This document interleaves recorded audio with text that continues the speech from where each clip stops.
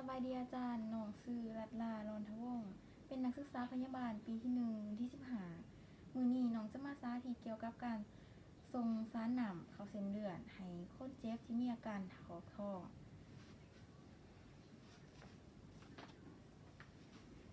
โดยสบายดีแม่ลูกชื่อรัตลาเด้อแม่ชื่อทิพจันทร์จันดาวงศ์อายุ51ปีแม่นบ่อยู่บันทงนครปากเซคณิตธรรมศาสตร์แม่นบ่โดยเนื่องจากแม่มีอาการท้องเฮ็ดให้แม่สูญเสียน้ำและเกลือแห้งในร่างกายไปมื้อนี้ลูกจะมาส่งสารน้ำเข้าเส้นเลือดให้แม่เพื่อไปทดแทนเกลือแห้งและสารน้ำให้แม่เด้อโดยท่าลูกแป๊บหนึงเด้อแม่